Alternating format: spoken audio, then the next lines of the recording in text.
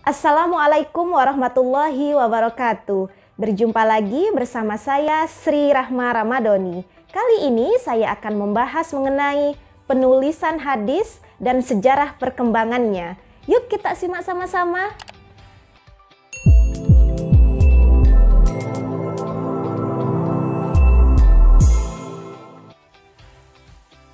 Penulisan hadis dan sejarah perkembangannya. Pertama, pro dan kontra penulisan hadis. Dari beberapa catatan tentang hadis pada masa Rasulullah SAW, ada dua hal penting yang perlu dikemukakan, yaitu larangan menulis hadis dan perintah menulis hadis. Pada awalnya, Nabi Muhammad SAW melarang para sahabatnya untuk menulis hadis karena dikhawatirkan akan terjadi percampuran antara ayat Al-Quran dan hadis. Namun, dapat dipahami bahwa larangan itu tidak bersifat umum. Artinya, larangan penulisan hadis itu terkait dengan daya hafal masing-masing sahabat. Hal ini dibuktikan dengan adanya catatan yang ditulis oleh Abdullah ibnu Amr ibn al-Ash tentang apa yang ia dengar dari Nabi SAW. Catatan Amr ini dikenal dengan nama As-Sahifah As-Shadiqah. Lalu tentang perintah untuk menulis hadis Nabi SAW. Hal itu harus dipahami bahwa dengan hilangnya kekhawatiran akan terjadi percampuran antara ayat Al-Quran dengan hadis, maka dengan sendirinya larangan untuk menulis hadis tersebut juga hilang. Dengan demikian, tidak ada yang perlu dikontradiksikan antara larangan penulis hadis di satu sisi dan perintah penulisan hadis pada sisi lain. Kedua, hadis pada masa Rasulullah SAW dan para sahabat. Pada periode Rasulullah SAW, kodifikasi hadis belum mendapatkan perhatian yang khusus dan serius dari para sahabat. Para sahabat lebih banyak mencurahkan diri untuk menulis dan menghafal ayat-ayat Al-Quran meskipun dengan sarana dan prasarana yang sangat sederhana. Hadis pada waktu itu lebih banyak dihafal dengan pengamalan. Mengapa sampai ada sahabat yang mempunyai periwayatan yang sangat banyak? Konsepnya sederhana saja, kami menghafalkannya dengan langsung mengamalkannya, karena penyusunan redaksi hadis dapat dilakukan dengan pemaknaan saja, tidak seperti Al-Quran yang harus dengan lafadznya.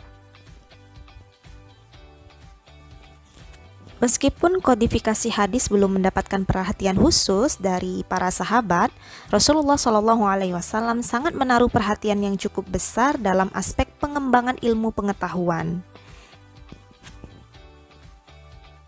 Di antara bentuk sikap Rasulullah SAW terhadap ilmu pengetahuan adalah seruan Rasulullah SAW untuk mencari ilmu. Lalu untuk menyampaikan ilmu, kedudukan orang yang mengajarkan ilmu pengetahuan atau ulama, lalu kedudukan orang yang mencari ilmu dan wasiat Rasulullah SAW untuk menyebarkan luas ilmu pengetahuan. Penulisan hadis sebenarnya sudah terjadi pada masa Rasulullah SAW walaupun sifatnya masih individual. Jadi mereka yang telah mempunyai kemampuan menulis melakukannya sendiri-sendiri seperti yang dilakukan oleh Ibnu Umar. Nah, itulah sebabnya ditemukan kesaksian dari pernyataan Abu Hurairah, Ibnu Umar telah memiliki tulisan hadis, namun saya belum mulai menulisnya. Sebagian sahabat mengangkat juru tulis seperti yang dilakukan oleh Abu Hurairah yang mengangkat Hammam sebagai sekretaris pribadinya. Tentunya tidak semua hadis mereka tulis, melainkan hadis-hadis yang dipandang terlalu panjang dan spesifik. Itulah sebabnya ketika Abu Bakar menginstruksikan untuk memerangi kaum murtad, Umar menginterupsinya. Menurut catatan saya, Nabi hanyalah diperintah untuk memerangi umat sampai mereka berikrar tiada Tuhan selain Allah. Apabila mereka telah mengatakannya, maka terjagalah darahnya, hartanya, serta harga dirinya. Maka Abu Bakar berkomentar, catatan Anda belum sempurna, kelanjutannya adalah kecuali dengan haknya. Lalu hadis-hadis yang panjang juga ditulis oleh para sahabat seperti hadis tentang ketentuan zakat yang hendak dikirim kepada Abu Musa al-Asy'ari yang pada waktu itu didelegasikannya oleh Nabi ke negara Yaman memohon agar ketentuan zakat itu dituliskan.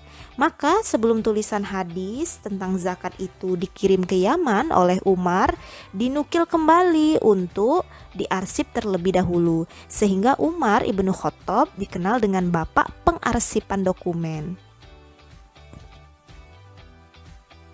Selanjutnya, hadis pada masa kodifikasi. Hadis pada masa kodifikasi. Jadi seiring dengan program Khalifah Umar ibnu Khattab meluaskan peta dakwah Islam, membuat para sahabat terpencar ke berbagai wilayah.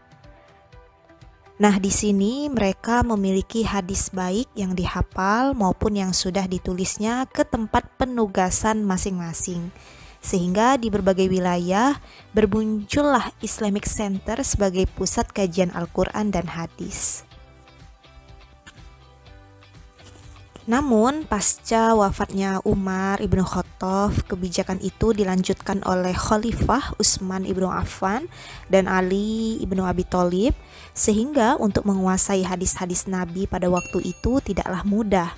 Seseorang harus melakukan rihlah ke berbagai wilayah untuk menemui para sahabat dan kader-kadernya. Pada masa inilah lahir para ulama mazhab, sehingga bukan mustahil saat ditanya suatu persoalan mereka belum menemukan hadis yang spesifik. Akhirnya terpaksa memberikan jawaban dengan pendekatan ijtihad murni yang dampaknya bisa benar, bisa salah. Selanjutnya, hadis pada masa pasca kodifikasi. Yang perlu dicatat dari upaya pembukuan hadis tahap awal adalah masih bercampurnya antara hadis Nabi SAW dengan berbagai fatwa sahabat dan tabi'in. Hanya catatan Ibnu Hazm yang secara khusus menghimpun hadis Nabi SAW karena Khalifah Umar ibn Abdul Aziz menginstruksikan kepadanya untuk hanya menulis hadis. Hanya saja sangat disayangkan bahwa manuskrip Ibn Hazm tersebut tidak sampai kepada generasi sekarang. Namun demikian, pada masa ini pula lahir ulama hadis kenamaan seperti Imam Malik, Sufyan ats-Tsauri, Al-Auza'i, Asy-Syafi'i, dan lainnya. Kitab-kitab hadis yang terkenal pada abad ini diantaranya adalah Muwatta karya Imam Malik, Musnad dan Mukhtalif al-Hadis karya Asy-Syafi'i. Kitab-kitab inilah yang terus menjadi bahan kajian sampai sekarang.